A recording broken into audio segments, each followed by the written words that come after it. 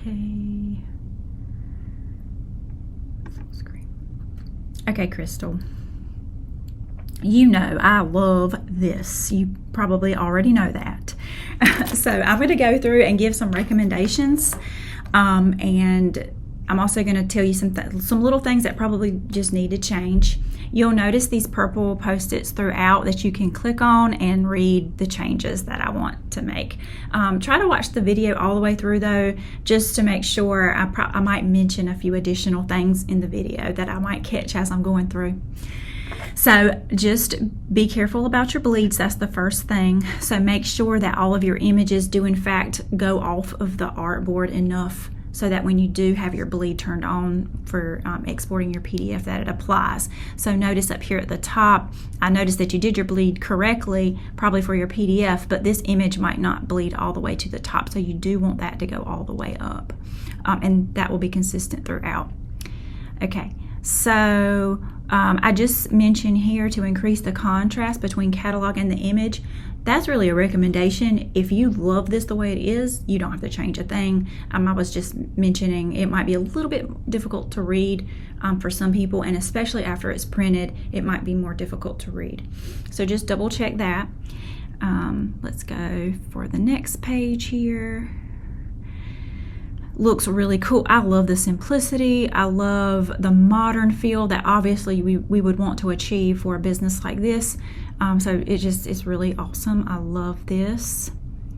Okay, so we have a little bit more changes as we get into the type. So let me just mention here for a table of contents, let's put an S at the end of that. Just love how you have this laid out. You just need to go through and really make sure that everything is very consistent as far as the alignment and the proximity between different things. And when I say proximity, I'm meaning the distance between maybe your type and the image, or the type and the box up here. So just make sure you're consistent. So maybe start up here and make sure you take note of the leading you're using between the different lines and be consistent throughout. So for example, I think I mentioned, and this might be something that's just kind of throwing me off. I can't see your InDesign file to actually pull guidelines out, but pull your guidelines out in your InDesign file to make sure things are lining up like they're supposed to. So for example, the boxes that you have here with page number inside of it, make sure all of those boxes are lining up. It does look like they are. Make sure that you see the type within the box, like page 4 starts way over here and page 5 is not necessarily centered. So, get precise with that. And because you did such a fabulous job with this first proof, you'll have plenty of time to really work on perfecting all of these little things. So I think I mentioned right here the spacing between the description and the title of our vision. Looks like there might be more space here than, for example, like here.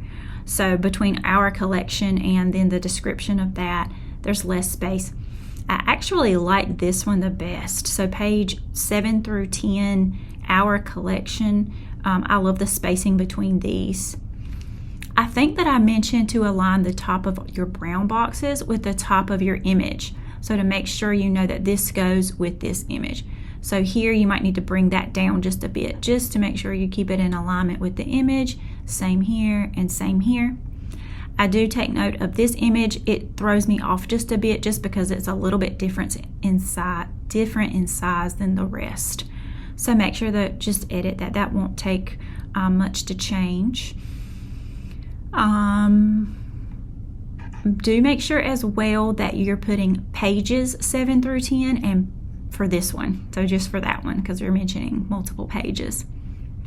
All right, let's go to the next page.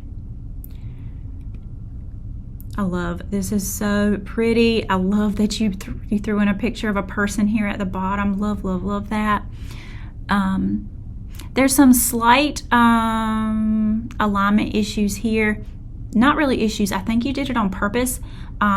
But I would recommend maybe taking the picture and moving it over so that that right side, or left side rather, lines up with your type, and then taking his name and putting it over there in alignment as well. I think that might make it feel a little bit better if you do that. There's a few of these where you just left a little comma there at the end of the price. So you can just remove that. I don't think I have any, oh, there's a comma there, so you can take that one off too. I know that you probably wanted to be subtle in the logo being up here, so there's not a lot of contrast. I would say leave this like it is, but we want to make sure that when it prints, and I know you're not here to print it, I would like you to, if you can, make that happen. You will probably see that once this is printed, it would be even more difficult to read, but that would just kind of take us printing and looking and seeing. Yours is just done so well that I might take yours and print it myself if you don't, just for an example to show. So I just love it. It looks like down here for page 5, I can't really see the number 5, so you might need to make some slight adjustments to the image position, or do something there. You want to be careful with everything that you have at the bottom, your footers, because you want to keep them in alignment all the way through. So you want to make sure they're in this exact same place. So you don't want to really move that. Okay, let's go to the next page. Oh, love, love, love, love. The images really set it off. So the images we have here are just great. I like this. I don't think there's many changes. I do have one here. Your type is too close to the side here. So if we were to go in and cut that, we would be at risk of chopping some of that. Now, I know that you did that on purpose because you wanted to go with the flow of this window here, and I think that's perfect. But see if you can take the image maybe and scoot it over a little bit, so that you have more room for that. See what you can do to make that work. This looks really nice and clean and easy to follow. It's very obvious the content goes with those images. I love that. The only thing I mentioned is that maybe moving the image title to line up with the description, or maybe in this case taking the description and just making sure it lines up with the title here. You've done that with the rest of them very well, so just make sure you do it here and it just stands out a little bit more. Very pretty. Love this. I don't think I have any changes.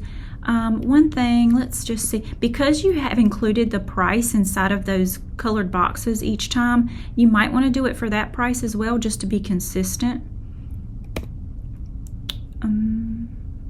Looks nice. Maybe let's work on proximity for this page. So when I say that again, meaning the description and price and everything needs to be closer in proximity to the image it's talking about. So modern office desk, the description and the price just needs to be scooted up closer to this image since you're talking about that one.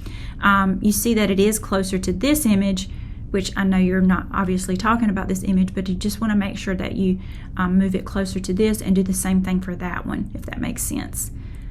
So that looks really nice. This looks really nice. Again, just being consistent with the size of your images. Make them all the same all the way down. Because this one's so much longer than the rest, it really throws it off. So just go in and make that change. And these are just noting the commas. You just need to get rid of those. This is our contact page here. I think it looks really good. I would say, I didn't note this, but for this one, maybe you can go down a point size here. I would say once this prints, it will just look really, really large. So I would recommend just going down a little bit on the point size just for this information. And then we have the back page here. Again, very simple. I really like it. I will say I do love your everything up here. This is going to be up to you, but I would say you don't really need this ripped paper effect. I think that kind of takes away from this really clean, modern look that you've gone throughout everything. So maybe, I don't think this is necessary, honestly.